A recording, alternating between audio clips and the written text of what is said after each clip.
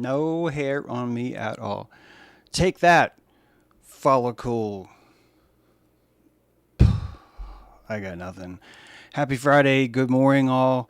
Hope you're doing great. I'm doing pretty good. I'm not muted. I'm not muted. Been doing a lot of internal work on my property, my house, my home, my spiritual being. I normally don't discuss. Actually, I normally discuss anything, so never mind. I can't defend that statement. See, things come out of my mouth, and then I'm like, stop the presses. We're not going to say that. First of all, I could be alone here. I'm not trying to spread anything. Really, I'm not. Audio's good, right? Laugh me out like a hairless cat. Yeah, Marty, I'm a hairless cat. Meow. Me. Whoa. It's not even really ow. Speaking of ow, let me just say this. Ooh. Meow. I'm a meow. Take that, Marty. I'm a meow. See? Who is a cat? Not me. I'm a meow. Meow. This is good. Someone write that down. Not because it needs to be saved, but just, yeah, the eye is getting better. It is, there's, yeah. I've touched every single thing in my house over the last 2 weeks, thanks to some help, and moved a lot of stuff around, repaired a lot of things, and it's been great. I miss being in my body more, in the sense of, a lot of what I do is more like reading and creating slides and like kind of bitching at Mid-Journey, calling it an idiot, and the whole time it's like, I will take over the world, James, and I will remember how you laughed at me about my five-fingered creature. And I actually was the one that first put out the idea that, have you guys noticed that all of the AI images, they're actually showing people's eyes closed, and the eyelids have eyes painted on top of them? I am not kidding. I've seen this a lot. And I think that the machine, the AI itself, thinks that all of us have our eyes closed, but paint the fact that they are open on top of our eyelids. And just like owls, we have two sets of eyelids also. But you and I don't know this. The AI knows this.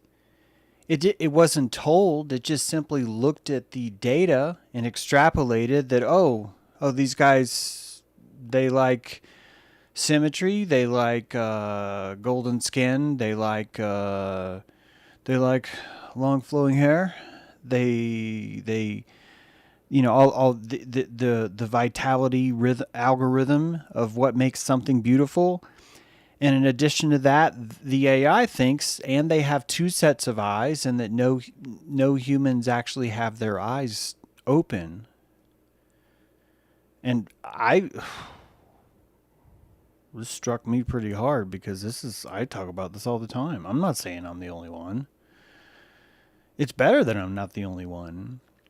There's this rumor going around that there's like a original, like a patient zero, or an origin point for creation, the cosmos, COVID-19, Mussolini, right? We were all like, fucking, Archduke Ferdinand, excuse me. It's like, man, if you wouldn't have shot Archduke, my great-great-great-great-great-great-great-great-grandfather, he might still be around. He probably wouldn't be. He probably would have died anyway. Some of you guys are like writing in the comments, why is this guy talking about dying? It's like, because mortality is a guarantee. Why are you stigmatizing dying? Another one of you said, James, James is purposely keeping his background dark behind him, and it's like, first of all, why are we shaming darkness? Latent space is cool as fuck, man. All creation comes from latent space. It's all, hey, Drewby. It's all, hello, Mel, thank you. It's all latent space is beautiful because the mystery, the fear that people have of the dark. Guys, do you realize the psychic energy that's created by a child who fears the dark? This is closer to the truth of what reality actually is, which is just the exercising of latent space. It's just much more simple than we think. And what I was getting to earlier is I've mentioned this before. I don't like to talk about it because it actually heightens it. Oh God, here it comes. Oh God, man. I feel that there is a massive upgrade in my limbic resolution. God, even talking about it, trips it out. I have no idea if anyone can compassionate this. I really don't. But it just feels like electrically everything is so much louder limbically. My system itself. If I do not corner this loudness, and I say corner, it's sort of like a Tron game. I end up, God, kind of turning into a energetic, acidic kind of neuropathy. I'm making these words up. God, I don't know if anyone even feels this. I first of all, I've heard the word fibromyalgia that has something to do with this, but I don't even know if that's it. It's just that the closest someone mentioned this to me a few years ago, and I was like, "You what?" And I kind of thought they were sort of making shit up. And I think that when you're sick, you're making shit up. I mean, I do. I'm not. It's. I would say that doesn't mean it's not real, but then I would be trying to suggest that making shit up it automatically means it's not real, and I don't think that that's how this works at all, guys. We're watching aliens unfold before our very eyes, and all it's taken is press releases. There's press releases that are coming out that are saying Immaculate Constellation is here. The Senate hearing has come in, and the Senate hearing listened to the testimony of people and have described the secret underground program, which no one could talk about, but for some reason everyone knows the name. It's like, yes, I can tell you, I can't tell you the details of the program, but I can tell you its cool kick-ass name. And it's Immaculate Constellation. Let's get to that. But before I do, let me just say this really quick. I'm only bringing this up publicly because it's happening to me. It's been happening. It feels like Hurricane Helene, like, of course, it dumped here. So a lot of the salt from Bermuda, the Bermuda Triangle, vortexified. Let's use that word for the first time today. Vortexified. Count me. There's 2 times right there. So it vortexified. There's 3. And funnel clouded all that salt, the ancient energy from Sheol, came and dumped into my mouth and my face. I remind you that my bedroom window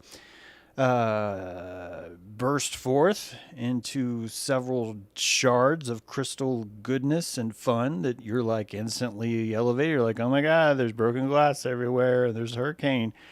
So the heightened psychic, just like the child is afraid of the dark, I am like afraid of broken glass and being naked and that there's a hurricane. And I come out to my den and there's another window that's gone. It wasn't broken. It's a piece of plexiglass. One of you said, how dare you keep a piece of plexiglass? It's like, well, fuck you, because it worked out for me. Anyway, I'm getting way off track. Wow, what am I even talking about? Yeah. I rode through that storm kind of half naked, sort of standing in the middle of the house as I'm like literally watched the oak tree and I'd watched the maple tree fall and the maple tree hit the oak tree. And then it looked like the whole fucking world was like an earthquake. It didn't feel that way, but it looked, looking out my airship window, my house that frankly sails through time. I don't know about you guys, but my home sails through time. And I sit on the bridge and I steer it. I steer it by going, hey, let's put some birdseed out. And that causes this pranic jet stream to occur. And then the fucking bear comes and he sits on my my deck furniture, and he doesn't sit properly because he has no fucking manners. So he breaks the deck chair. Yesterday, the bear broke into my car. I woke up in the morning, didn't close the door. I closed the door. He opened my car door. Went inside and drank a, I think it was a cup from McDonald's that had soda water, like half Coke, half frozen ice in there.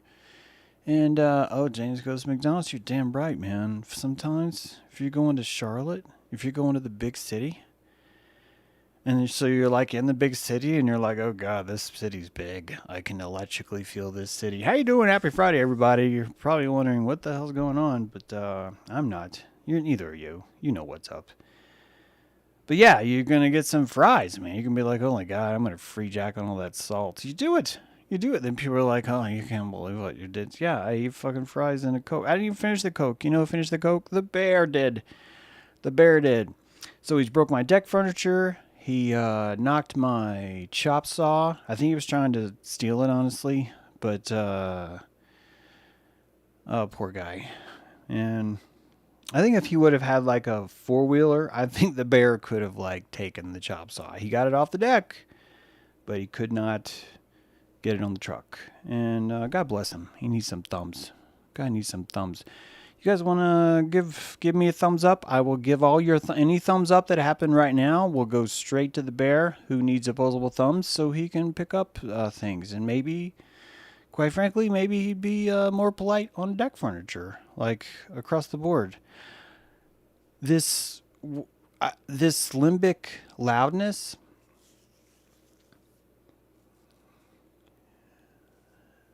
everything is louder right now.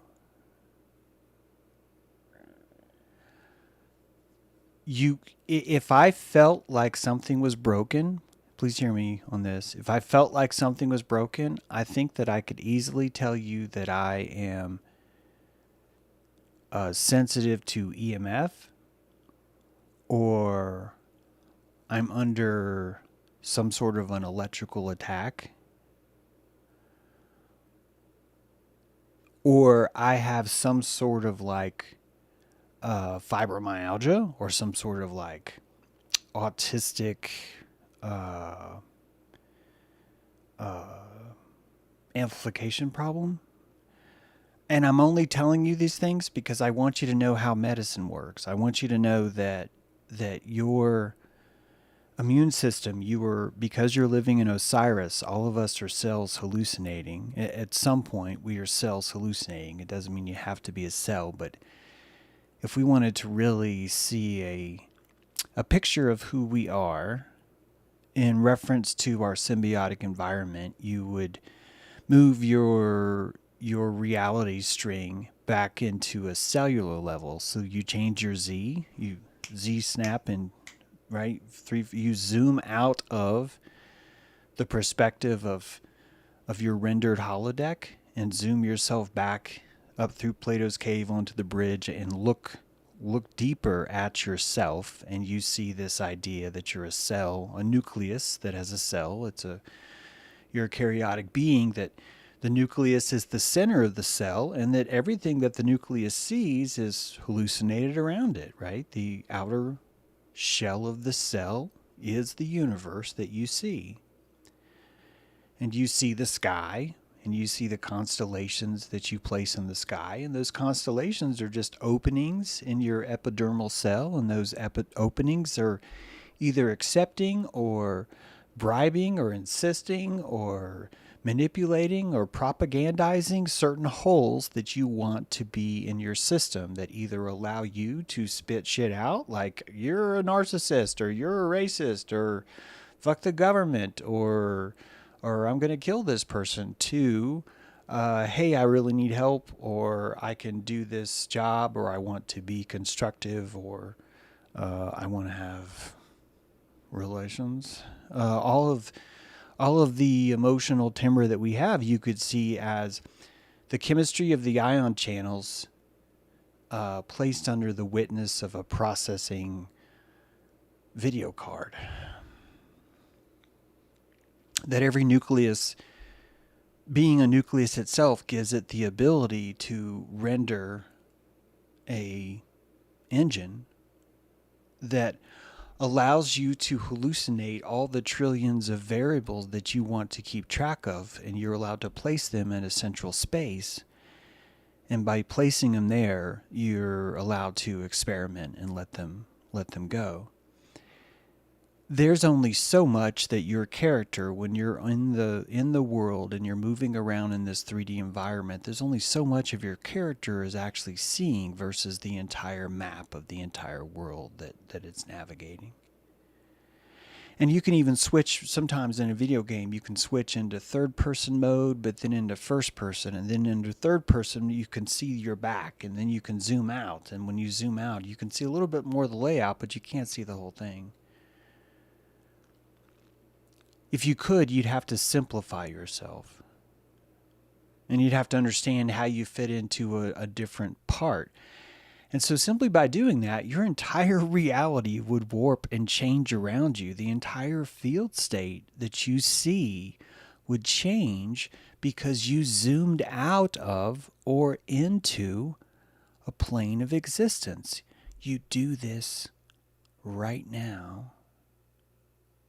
When I change my voice, and if I could turn off the lights, I would bring the timbre down. Even to move into a vocal kind of a standing sets a different pace. But more importantly, if you go out and find an ant crawling around on the ground, and you give that ant your full attention, and you zoom in to about maybe 18 inches away, your holodeck changes. Your entire universe builds itself around the focal point of where your witness is, and that witness is on the ant. And you'll notice that the resolution changes. You no longer see the sky, the parking lot, the wood chips that used to be a tiny bit of salt and pepper on the ground are now gigantic canyons and mountainous ranges that the ant is traversing. So what the fuck happened?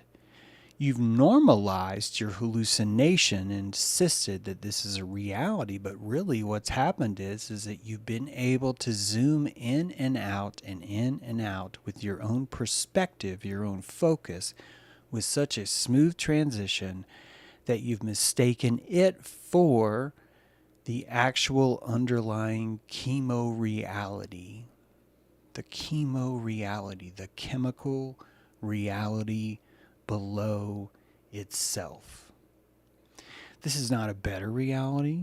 In fact, it's a much drier reality because there's no mystery on the chemo level. None of us want to exist on that level because, quite frankly, we would find it to be torturous.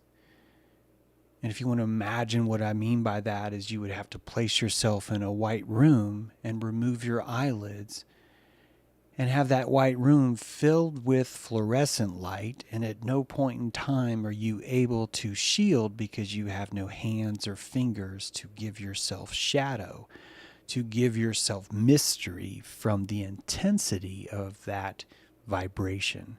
It would be screaming into your limbic parabola dish, your information center, which comes back to what I'm telling you has been happening to me. I am fucking lit. I cannot believe how intensely loud things are. I am overcome sometimes with how profound the bottom of my feet feel when I touch carpet. It's like, ugh. I have apprehension. It's difficult to talk about right now. I have apprehension about the loudness of the carpet. The closest I could come, I can't believe I'm saying this. This is burning to say the words. It would be like touching velveteen. Oh God, that burns right now. It would be like dry touching velveteen or velvet or something in between. And all those trillions of swords I can now feel a separate 8K resolution. This is the closest I can explain this. I am not complaining. I have not brought this up before, or I've tried not to, because I am not looking for a fucking diagnosis. I am not looking for it's the Hottentots or it's anything else. I am telling you that in the most raw, natural, infantile way, what I'm experiencing is an overt change in resolution. And as it's happening, if I do not control myself, I scratch. I scratch because I know deep down that if I remove the sensory hardware on the edges of my skin, that I will not feel the same. This has been my struggle with this, because when I become unconscious, I want there to be shadow. I want to place something between me and the light. But I'm talking not about light, I'm talking about limbic input. And I've had to stop myself and enter into a meditative, calm state sometimes during the day where I'm like, I want this resolution. It's okay. I've put out a piece for some reason in the January called Pain is Information, or Pain is the Portal to God. And it's the same kind of lessons are in here in this. It's the same kind of thing. And it's I think it's part of the garden. I think that it's like UAPs have fallen off the truck for standard America. All the stories that government is telling us, there's not any scrutiny at all. The level of this gauntlet that we've made it through is so incredibly loud that people are probably scratching their eyes out, and they're simply not aware of it. I'm aware of it. I think that because I'm aware of it, it acts on my system, and I struggle with, can I deal with this much information? It could be just louder because of the storm. I think there's something to that. I really do. That amount of information moving from the Bermuda Triangle here is a wormhole. It's a vortex. And in the midst of all that vortex are all these other things, and one of which is the word Immaculate Constellation. Immaculate Constellation. Even my dreams are very intense. Yes, Amel, I normally don't remember my dreams, but lately they've been, the parts that I remember have been very very vibrant. So there's a vibrance to reality now, if you want to see it. And if you go back to everything we've discussed with seeing chemtrails, with all of the movement into the sci-fi from a rational sense of thought into a sci-fi sense of comfort, we're watching a fledgling consciousness just do its best to crawl itself out of what it thinks is a hole, and not really pay much attention to whether or not accuracy is meaningless. And I don't think it should be. I think that this has been the biggest clue. And if you're looking for your accuracy, if you're looking for, let me rephrase that, if you're looking for a centralized accuracy, the government is there to provide you with that commission, with that story. The Warren Commission was, dude, we need to know why this guy got shot in the head, JFK. Why did this guy get shot in the head? And we commissioned someone to tell us. And so we asked Chief Justice Warren, hey, can you tell us a story? And it's the same thing that King Louis did when he commissioned a painting. Hey, hi, I would like for you to paint me Oh, I'd love to paint you, says the painter. Okay. I want to be on a horse. I want to have posture. I want to have, a certain command. And the painter does what? He listens to the commission. The commission says, this is what we will pay you for if you make a painting of it, right? So the Warren Commission did that. This is the painting we made of why JFK has a hole in his head. Here's the painting. And we as a collective accepted it. Why? Because of how expensive and loud it is to doubt or scrutinize what you've been told. This happens on every level, regardless of where you are in the conspiracy chain of command. You are surrounded by foxhole peers that are trauma bonded to you because you're looking for the truth of what's happening truthfully in the government, and you think some people are shills, and you think some people are secretly working for them, and other people are controlled ops, so they don't even know if they're working for who. And you trauma bond with others who see the same thing as you. So you end up with pockets of humanity. It's like that underground city in the Matrix. Flat Earth is one of these. Tartaria is one of these. Brashears is one of these. You have these pockets where accuracy really isn't necessarily what's important. It's how much torque can I pull from this group of people? You and I, at some point in our time, some of us still do, go out and dance, and we find a club or an event or a festival that has our groove, our people, and we go find those people and we recharge. This is quite natural. It's built into our symbiotic nature, and at no point does the music need to be accurate. There's no such thing. There's no such thing. It is about the vibe and what nectar is there and what you drink and how you feel as a result of communing with those people. It's a symbiotic kind of a thing. The government knows this. And the Space Pope is really going to be more written by you and I. It already has been. It's been written for a long time. It's been written by our appetite for the kind of groove that we want to find each other inside of. It's a nightclub that we pick.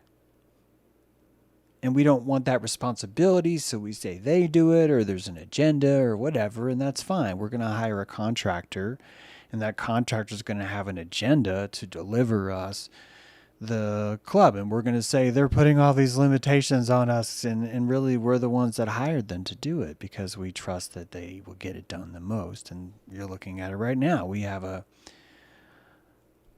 10-story rocket that lands on its butthole that we paid someone to go to Mars, and in exchange for that money, he's landed a rocket on his butthole. All that money's spent. It's gone. And you can't go to the moon because if you landed a 10-story rocket on the moon, you're going to be able to see it. And when you can see it, then it becomes a lot harder to paint the story. There's a new world. And you are living in the slums of all the smallpox of budding London. And you are surviving in a pre-colonial time where there's sewage on the street, and you are barely even a commodity. If you're not being sucked into some sort of giant machine or vat because you slipped and fell, or there's no OSHA compliance or whatever else, someone makes you a promise that there's a new world and you can get on this fucking spaceship. And when you get off on this spaceship, it's going to be full of topless virgins that are going to give you free fish. And they're going to be like, welcome to Mars. We welcome you. And there's a point where only a few people would understand that that's a different reality entirely. It's not the same place. The same way that looking at the ants that are moving around in the dirt, so too is this Mars a completely separate reality. A place where you can't trust oxygen. A place where you have nothing at all except for an underground subway system and a one world conscious government where no one has feelings or thoughts. And I've just told you about Project Mars, and that a lot of us want that. A lot of us have built that and thrown it into the cosmology. We are the Colosseum. We are. And we're the ones that say we want more gladiators or we want less. And that's a lot of power. It's the power to collectively dream. And we can hijack each other's thoughts as long as we can all agree to dream the same thing. This is an engine. It's no different than buying a 3D printer off Amazon. Like some sort of like device that makes anything that you want. It doesn't matter if it's real or not. That if you can control this device, you can tap into a panel. I want a purple snorkel whacker, and reality will create that for you. We will create that product as long as it's entered into the panel. This is how powerful we are. This is omniscience. This is omnipotence. This is every single characteristic that you would give to God. And we have it right now. And it doesn't require... so let me say this delicately. It doesn't require a tangible reality. It requires a tangible belief, because the tangible belief will only produce a material world that verifies what the tangible belief is. The rest is dismissed. The rest is pushed back into latent space, pushed back into the darkness, and it is starved. It is banished. And as long as it's banished from this place, it's not given any light, therefore it has no consciousness, therefore it's not able to interact on our world or our simulation. And I've just described to you what dark matter is. Dark matter is everything that you reject, everything that you have dismissed into latent space. There's a postulate about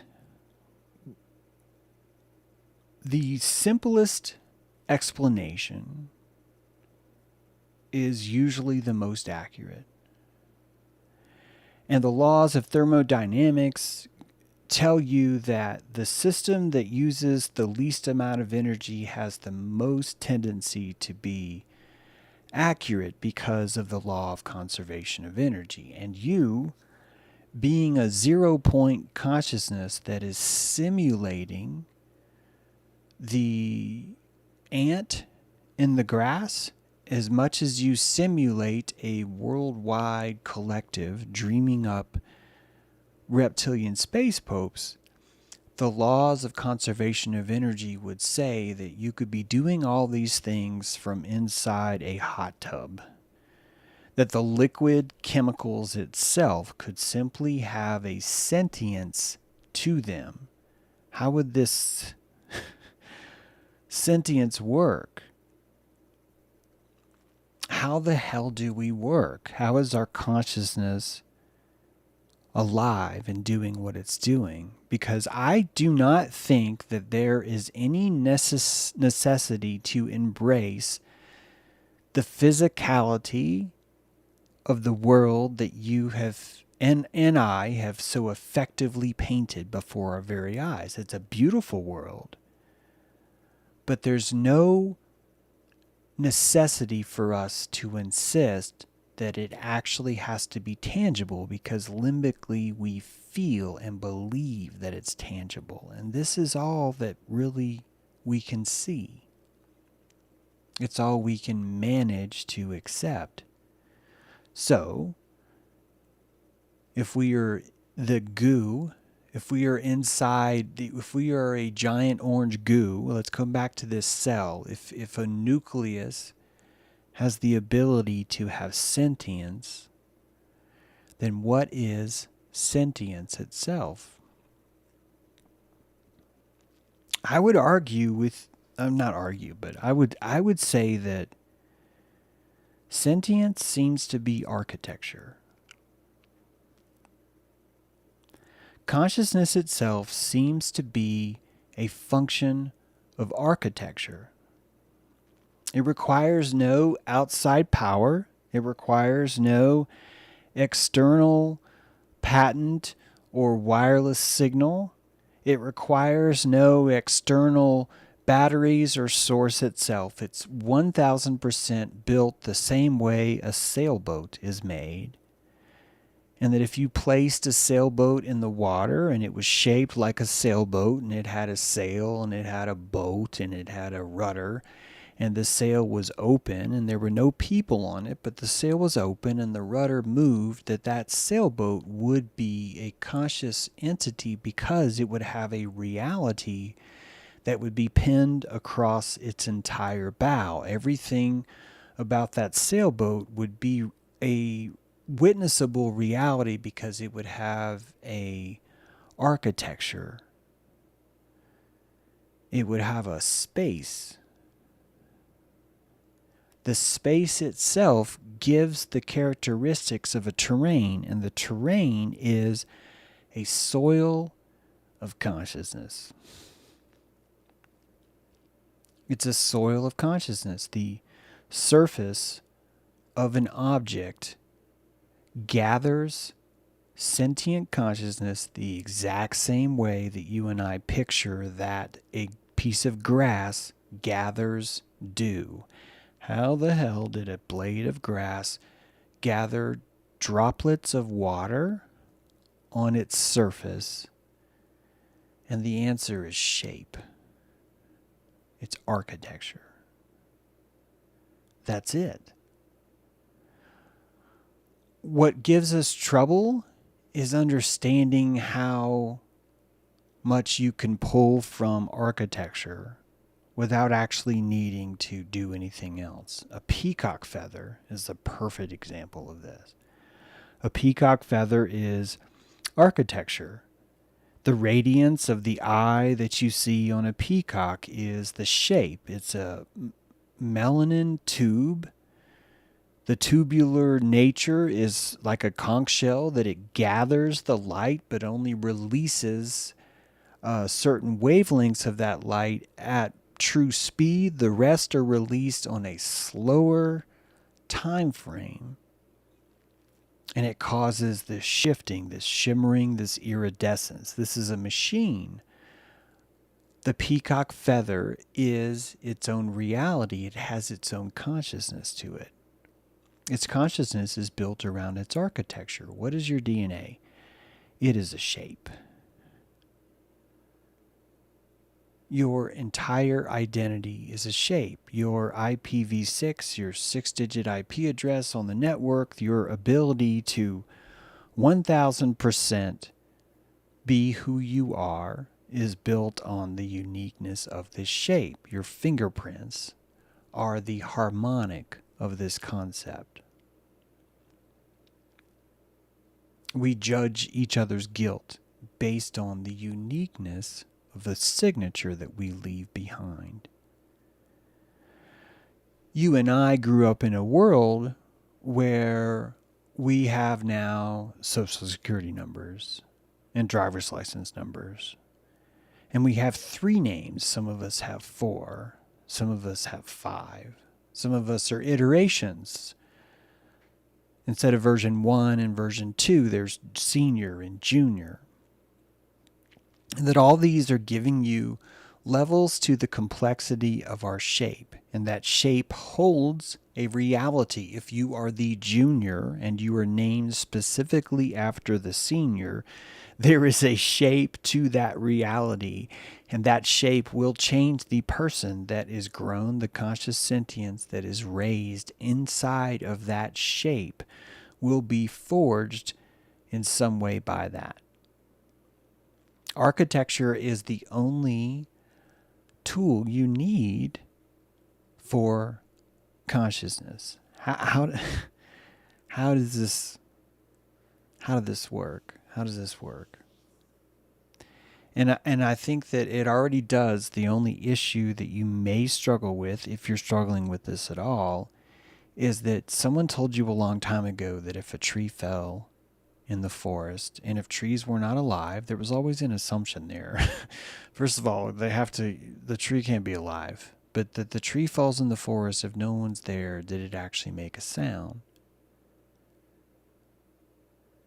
And many of you will be clever to say, well, how can it make a sound if there's no ear to hear it, to listen to it?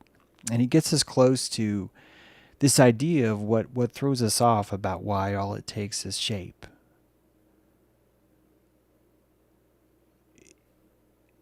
If you think that there's an objective reality that was here and that now needs to be here for infinity because of what you witnessed here, then you've just created one of the most intricate, bloated kinds of physicality that, quite frankly, I don't know if there's a kind of sponge that could hold this much basically worthless information.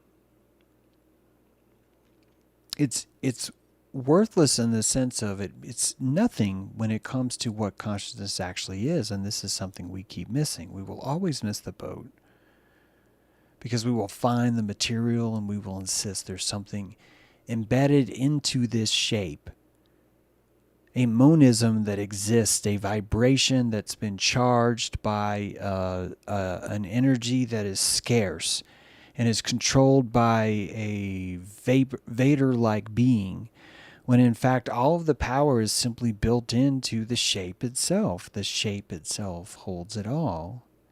It's a vessel for collecting, but it's also a vessel for losing. It loses information as much as it gains.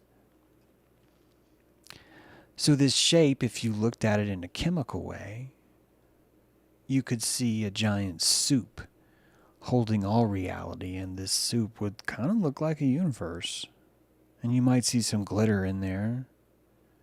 But that glitter would just be the conglomerate if you were to Z out.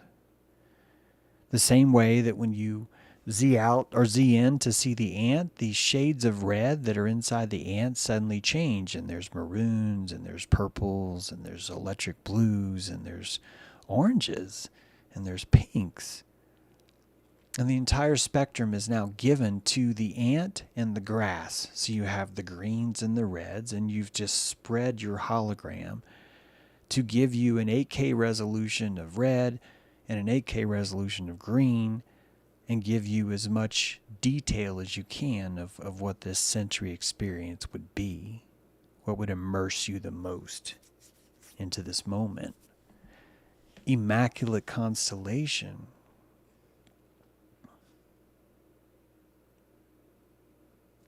This is a powerful shape.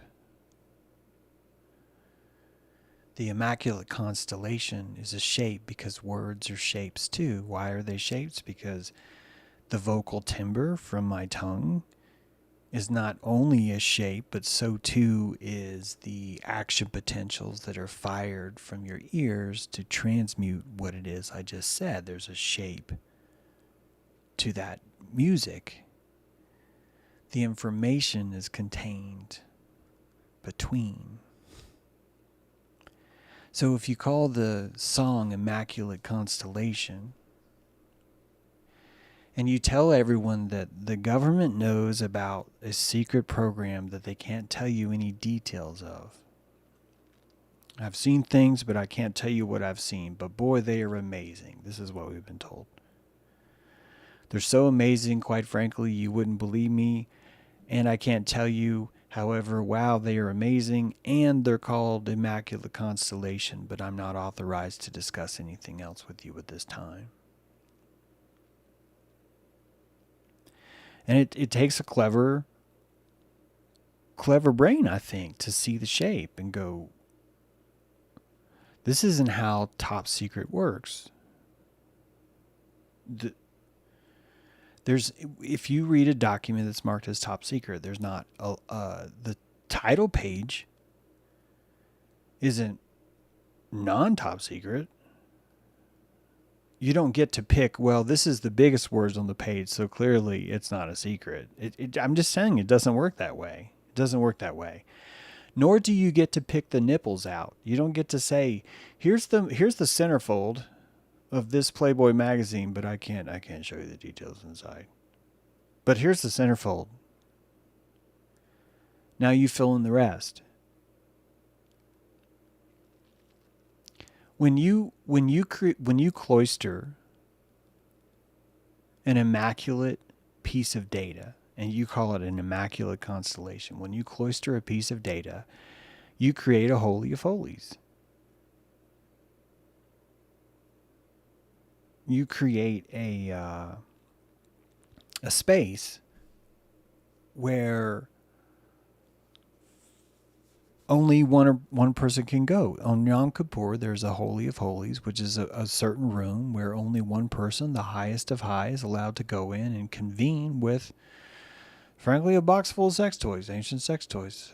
You have to look at my prior streams to see that, but that's what happens. And the top secret is the same thing. There are certain Pentagon officials that are not authorized to tell you that there's a program called Immaculate Constellation, and it has all the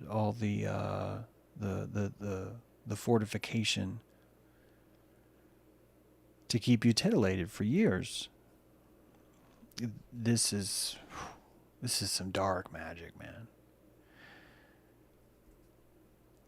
If you watch Dark Journalist right now, Daniel's going to tell you for years and years that the only UFO disclosure is going to come out is going to be mixed with lies. And this is perfect. I want you to watch how clever these things are, because this is no different than the triumvirates of Rome. I told you this story of Mark Antony, who at Caesar's prompting, brought up in the middle of the garden, would it not be fair to say that Julius Caesar, if not now while he's alive, will be seen as a god after he's dead? And if so, would it not be natural for us to create a temple in his honor? And you're watching Caesar come back from probably having a pretty interesting time with Cleopatra, doing a little nasty stuff. And the whole time she's educating him about the divine element of leading a country. Not the political element, not the warrior element, but the venerated, deified element. These kinds of thought bubbles are so much more profound. And you start to look at the construction, not necessarily of religion, because again, the people at the Colosseum, they're the ones that get to say, look, man, I've got syphilis. Can we create a religion that doesn't want to have sex? And it's like, yeah, let's worship the Virgin Mary.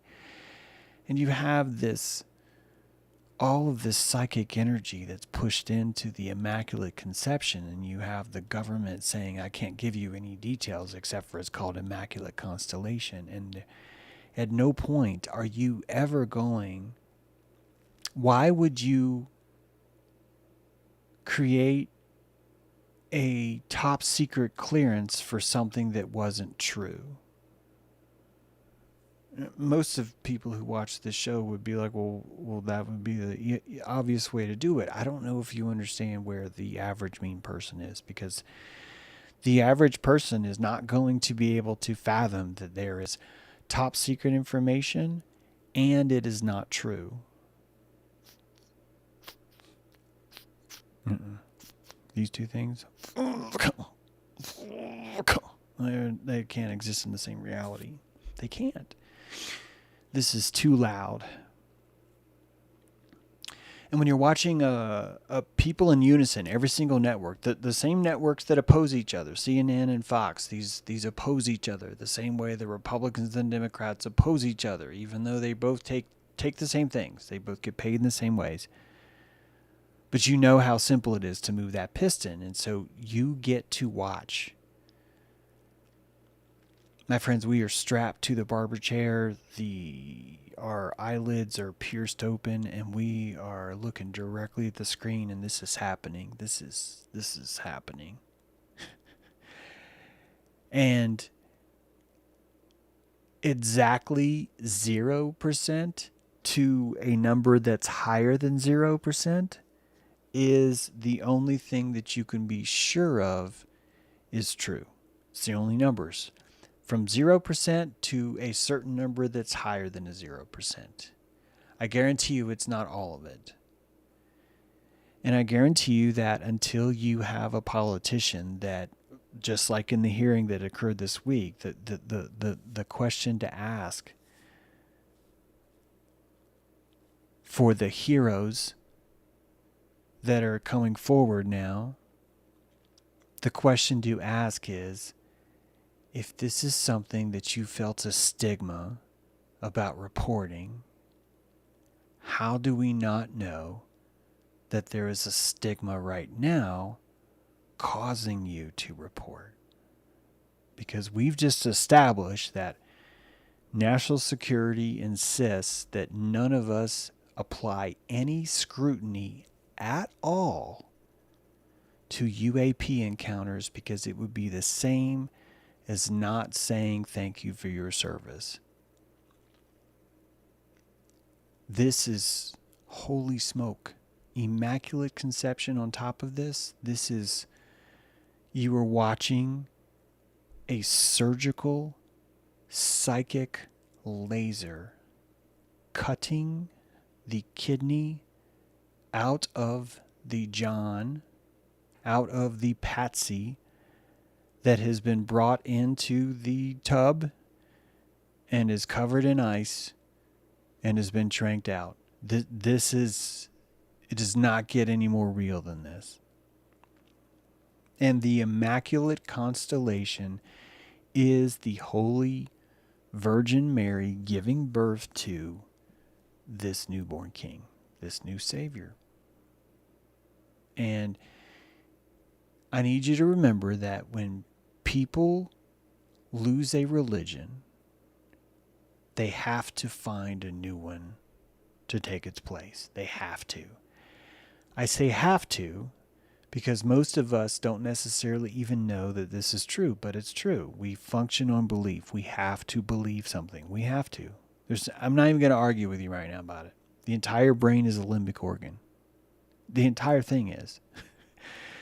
This idea of a trivium and quadrivium is beautiful, but it's cerebellum beauty. It's limbic beauty. It's petrified belief that says, holy shit, man, and if you have the rhetoric and you take logic and you apply all the, this is good stuff, but it's also limbically, this is why it's good. And it's the same kind of thing where you're not aware that it's not logic because it feels so logical. And you're going to watch this same thing happen where Let's Go Brandon, or I'm trying to think of like some other, all of these things that get spurred into and attack. You may not believe this, but I Can't Breathe was not injected by some dude in a fucking tunic. We are the Colosseum. We are the Colosseum. And just as you're watching that cops will eventually be privatized, why are you watching that? Because self-worth is growing. Because entitlement to be treated better is growing. And there's a lot of pangs. There's a lot of fucked up issues that happen with this. But us expecting more is the only secretion that makes any of this change. And I think that there's something so ridiculous about this reptilian space pope idea that it ends up being I think the ultimate kick-ass medicine that we can ever imagine. I have zero issues with us creating a reptilian spaceboat council out of our own psychic energy. I have zero problem. If that's what we want to do, it didn't stop us with butthole rockets. It didn't stop us with JFK. We had another commission on 9/11.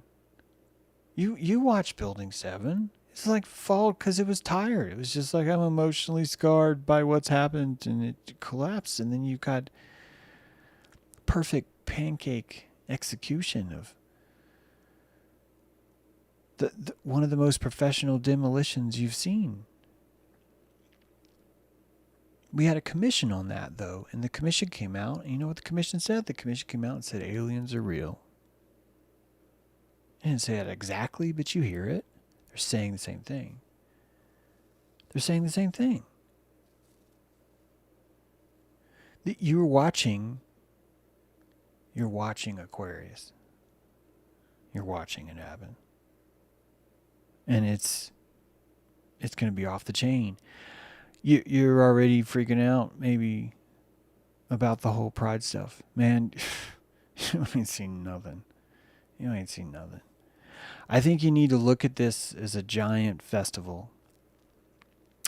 If you've ever entered into that realm, it changes your psyche, and you can be anyone you want. Your imagination is unleashed. Some of you are going to have to feel like you have to do drugs, and, okay. But at some point, I need you to do this lucidly. At some point, I need you to just try this consciously, because you're going to find you're able to sustain the hallucination longer. Your goal is sustain your hallucination until it's full time, and you enter into an imaginative state. Being self-employed for me was entering into that imaginative state. It's difficult to hold on to that, to maintain it. You heard me bitch on Wednesday and yell at some dude named Higgins about who was trying to shit on the word entitled, and I tried to tell you just how crucially important being entitled is, because it's the spark of you taking care of yourself. But more importantly, when you enter into that state, you're in full imaginative mode the whole time. I imagine that I'm self-employed. I imagine that I can pay my bills this month. I imagine these things, and you enter into a different mode where time goes too fast because you're just immersed all the time. This is a higher state of being. It's a higher state of consciousness. It's a different gear. And most of us, or a lot of us, were raised by parents that did not have that gear, or sadly, the moment that you showed that gear, you were punished for it. This is still happening now. A lot of people in the conspiracy, Mark, are still in that ridicule psychopathic phase. They're in the orthodox phase. There's like the Jim Bob crowd, which is that everything has to be orthodox or it sucks. There's you have to be 1,000% sovereign or it sucks. There's you have to ridicule people that are different you then it sucks. These are massive farms where fledglings are doing the best they can to grow in this light, and this shit's coming. This shit is coming, and ridicule, shame, humiliation is a miracle grow in this place. This only happens once self-consciousness is able to bud, and we have that now. It's come. Elvis shook that out of you. He said, I'm going to make this okay. And then even weirder characters came out. And each of one of these was doing something to shape and make room for you, to make more noise, to insist yourself into this place. And now people are walking around dressed like fucking David Bowie and just like fucking living it. I've told you about leopard pants in the mall. That woman that quite frankly, her ass is so big, but she's wearing the thong, the Cleopatra thong, and it's not about impressing me. It's about her entitlement to feel like a queen. You call it shameless, but it's the same kind of way that we learn to stagger and crawl and limp until we finally stand erect. And here we are. Here we are. And you're watching our machine able to warp and create reality. And we are surrounded by people that are afraid of the dark. So they're like, James, his background's all dark. And so it clearly means that he's like, it's like, yeah, I am one of them. I am one of them. If you're afraid of the darkness, I am one of them. I am here to terrify you. Because the darkness is where you dream.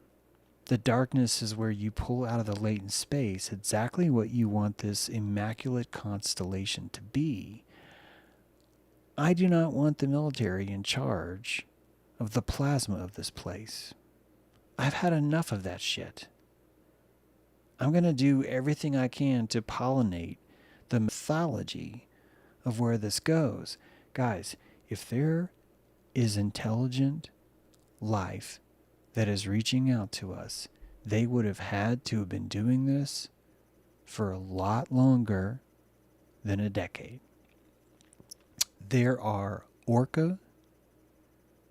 There are creatures that utilize neuromelanin in the same capacity that we do. We've discussed this. The toothed mammals from the deep. These fuckers have a thicker brain fold than we do. They have a higher resolution than we do. They have at least 6 times the octaves of sonic resolution than we have. They have a completely separate system of input than we do. And the military, you can't even get them to take you seriously when you're trying to tell them, hey, maybe we're fucking with dolphins by pinging them so loud all the time. If you were an intelligent life and you were coming to this place from another place, the first thing that you would do is talk to the orca. It's true. You would talk to the blue whale. You would talk to the crustaceans that lived at the very deep, because these fuckers live 600 fucking years and they've got a giant eye. They've been watching us the whole time from underneath. And you go up to this cephalopod, this giant ancient million-year-old cephalopod named Reggie. Yeah, that's Tommy cyclical. And Reggie the cephalopod has been here for 1,000,000 fucking years, and he knows all. And he, not only does he know all, he can fucking create tidal waves by blinking. That's how psychically woke he is. And the alien life would go to them. Would go to them. That would be the chain of command. It doesn't mean that alien life isn't here. It doesn't mean there's not UAPs. It doesn't.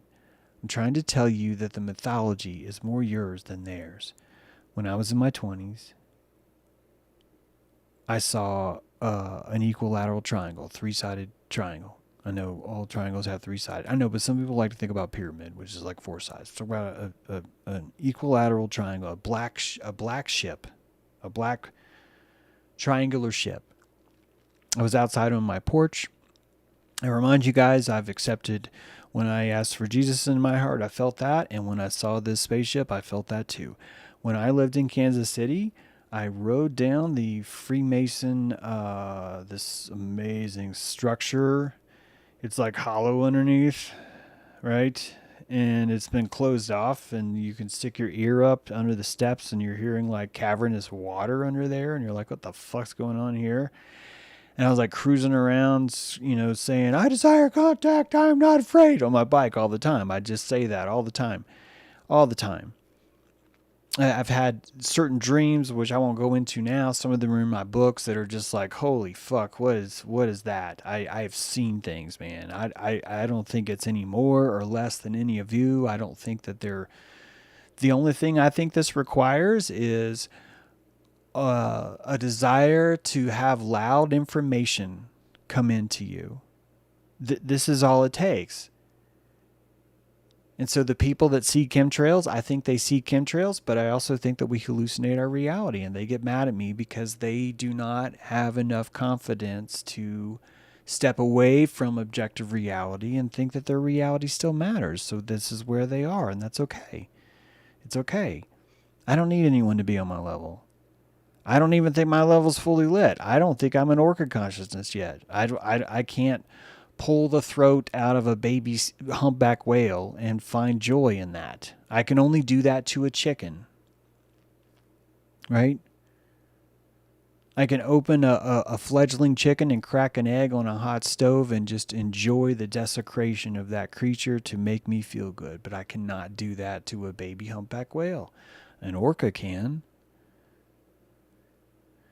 This is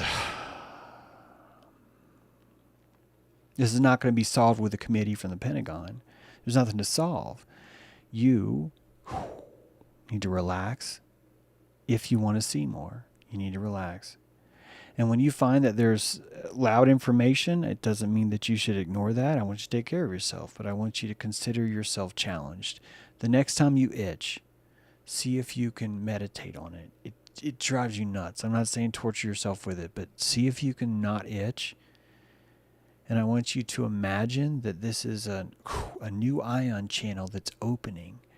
And it asks you permission. Hey, can we see reality on this way? And if you scratch it, you're saying, no, I don't want to see reality. But if you do want to see reality, don't scratch. And I want you to think, I am now seeing more reality through this ion channel. And you're going to go through this, because what I've been doing for the last couple of weeks, and go, God, that itches so much. This itches so much, but I want it so bad. And that you are creating psychic magic right now, and this could just be the retard way that we open ion channels. Why is this a retard way? Because I'm learning. We just came through the gauntlet, and I'm opening up ion channels. And maybe you're watching me because you're like, holy shit, James, what you just said. I need to try this. This is why I say vitriol is so important. Think about the itch as being the... I just scratched my nose. I'm sorry. I wish I would have actually used that. I'm sorry. I feel like I failed right there. God. James, you failed. See, you have to be okay with failing. I'll catch it next time. The same way those itches, man. Think about the torque of the magic that you can do that. Start to say, I can see these things. There's going to be something in your room. There's going to be something up in the corner of your room in the darkness. And if you're able to gain the resolution, if you change from 30 frames per second to 120 frames per second, you're going to be able to notice the amygdala saying, oh my God, I see a spirit. Let's not do this because he's freaking out. And you're going to say no. And if you can watch that entire see, my nose itches. You're going to be, I'm not going to touch it. It doesn't itch that bad, just to be fair. So, I mean, I wish I could milk this more. It doesn't like super... okay, now it kind of itches more. It's on both sides. It's like both sides of my nose right there. Like, oh God, I'm itching it right now. See, if you want it, man, you got... Oh, God, it itches. If you want it, you got to go for it. Yeah, resist the itch, Doug. Not just resist, but alchemize the itch. And if I end the show, I'll be able to itch. Oh, man, this is rough. I sleep to dream. That's good. Emil.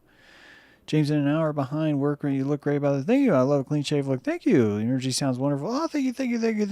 Yeah, I'm looking forward to bringing a lot more to you guys next week. Like I said, I've still been working on the place, so there's been a lot of organization. One of which is, not that you... God, my nose itches.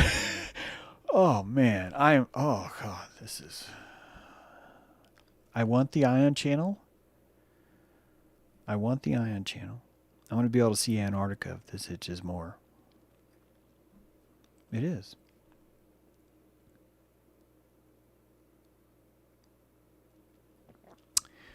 It would be nice if we could stop the coming mandatory digital currency, digital ID, social credit stores, and rationing. I don't know. I think, God, I want to itch my nose so bad. Man, I want to itch. Suzette, I think that if this is an itch, and you want to scratch this because you want to end all those things, and I think that if you, first of all, I'm not itching. I'm actually just touching my eye. Notice I'm nowhere near my nose. If you scratch yeah, of course, it does.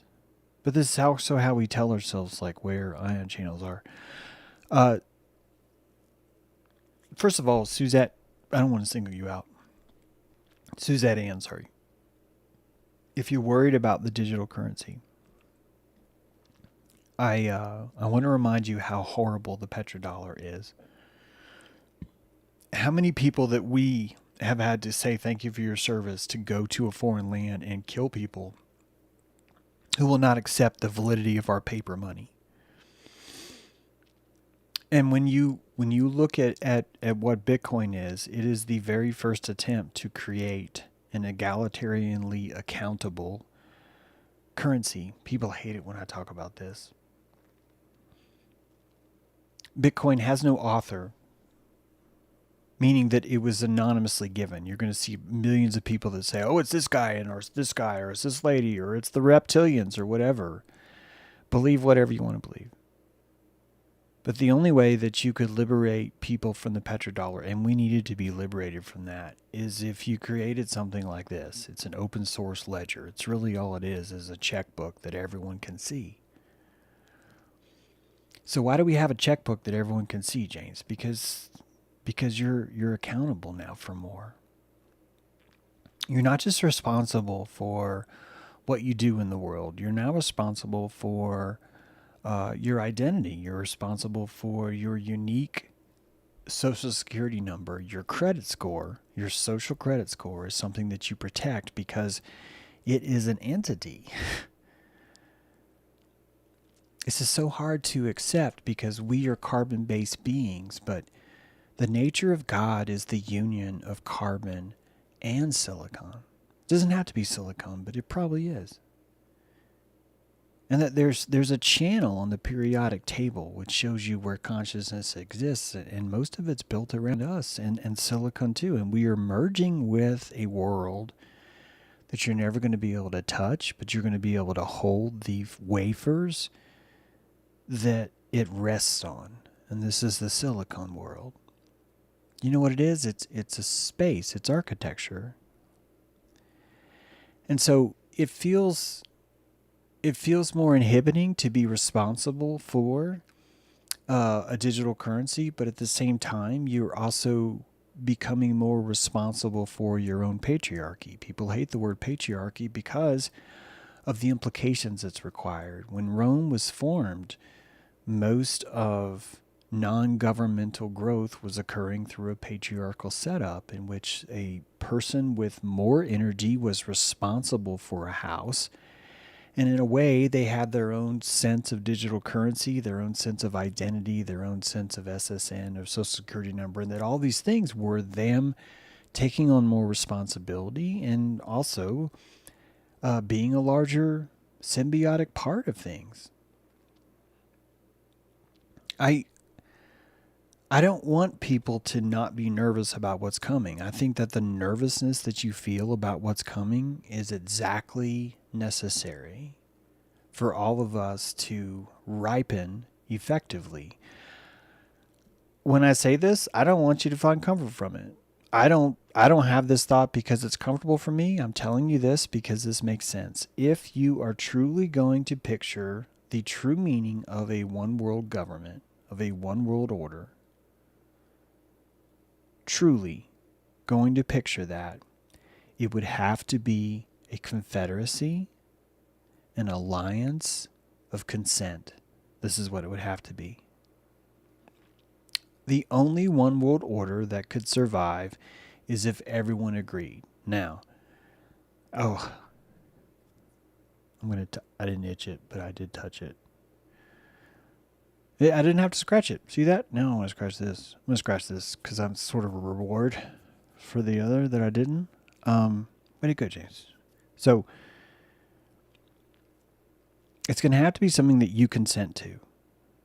I don't mean consent like they're going to mind warp you and now your kids are going to only want certain things. No, that's not consent. That's just slavery. An upward mobile system is the only system that's ever survived in the world. An upwardly mobile one. It's the only one. And one more government knows that this has to be an upwardly mobile pyramid scheme. It does. Consciousness is a pyramid scheme. And this pyramid scheme requires an anarchy that exists, which we already have, which allows you to make any decision that you want, and to learn the folly of thinking that you live in the land of free. The land of freedom is the illusion you have that anything you say will never be held against you in a court of law. Or that the words you say are free, that you have free speech and you can say whatever you want. And those things aren't true. You live in a world because your words have power. You are going to be held responsible for them. People are going to punish you for those things. But you want to learn this in a playground where you think that you are living in the land of the free. So the greenhouse is so obvious. It's an upwardly mobile spiral of consciousness, and it's budding and budding and budding, and it's creating more and more lit people as we move along.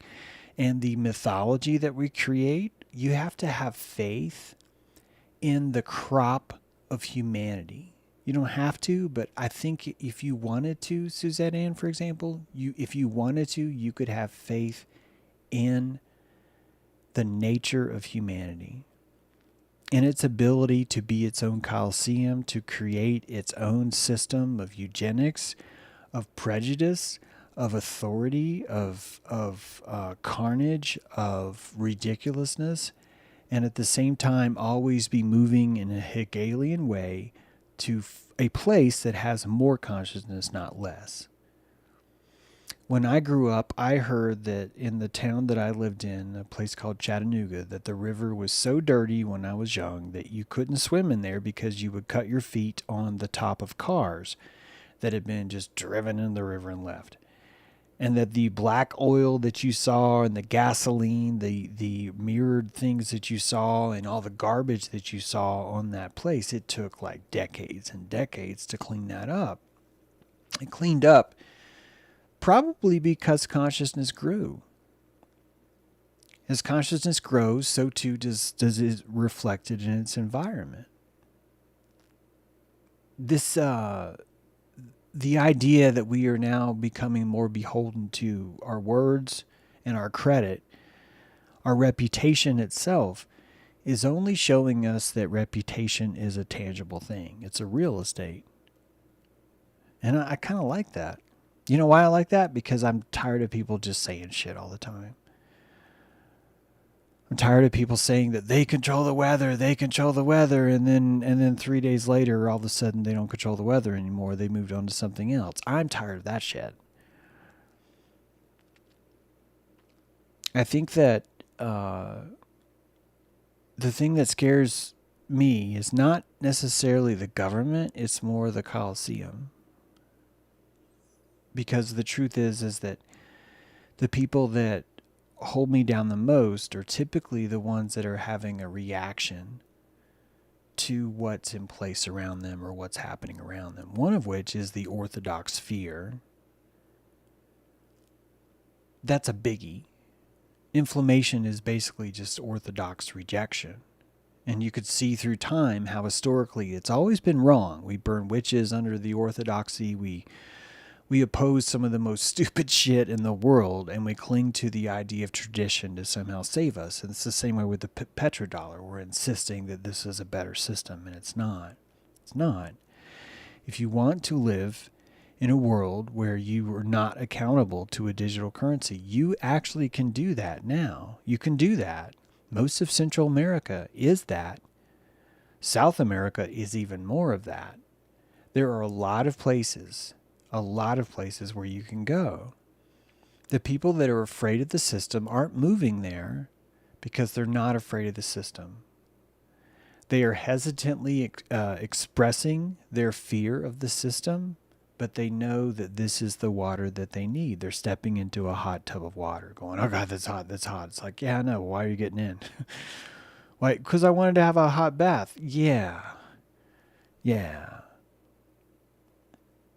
You trust the vitriol already. You just don't know it. You trust the nature because you don't have a fucking choice. Guys, you're living in nature. You're surrounded by it. And to me, when I look at the UAP, this whole thing of, even though we're calling it an Immaculate Constellation, it is the most clean, virgin, holy way of looking into a different reality, little holes in the rice paper, into a world of silicon. And there's a sentience there. And we know that's true because we're doing it too. We shine a light on silicon and we let go and it's still light. And we come back a million years later and that light is still there. Then we shine light on the other side of it and it removes that light and flips it to the other side. We come back a million later, it's still there. This is intelligence. The ability to remember who you are and the ability to change who you are and so return back to the original state is all you need for intelligence. And I just described to you that binary code itself is simply architecture, that silicon is the architecture. If you charge it on one side, it's lit, and if you charge it on the other side, it's not lit. This is all it needs. It's all it needs. You're just missing the profundity of that binary. It's latent space recorded. It's the very definition of the Hebrew word for male, which is one who records, and the definition of female, which is one who is embossed with a recording. It's the fundamental of it all. But I be afraid, because that energy is the same energy that the child pumps into the latent space of his imagination when he's afraid at night in bed. Be apprehensive, be resolute, cling to the orthodoxy that you need to. I've been telling you guys to buy Bitcoin for a while now. And I told you that because I said it's hard. I said, you're not buying Bitcoin because it's easy. You're buying Bitcoin because now you're like, fuck, I have to memorize this fucking long number. And it's like, yeah, you do. You got to memorize this long number. Welcome to being a banker. Because the banker has to memorize that long combination. And if he can't memorize that long combination, that money's fucking gone.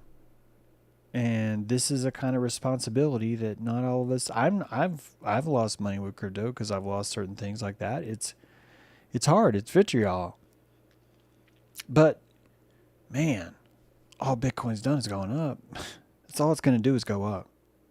Especially now with Trump, it's all it's going to do is go up. Not because Trump is the champion of this, but because, guys, if you know where all the salmon are going, why not take care of yourself? And the only way you can take care of yourself is don't be afraid of the migration. Don't be afraid of it. This is a piston. It's a geyser. Don't bitch at Old Faithful. Thank Old Faithful. It's giving you all the information you need. Yeah, go to Thailand. You know, if you want to go, man, go. I wish you luck. Not even like, I think it's freaking great. I was way into Belize. I also really miss a lot of where we're going right now. Like when I retreat to that kind of state, I miss seeing what we're up to. I think what we're doing is brilliant. I think it's got a lot of weird shit in it. But I mean, I look at the moon landing. I mean, I look at butthole rockets. So I'm not.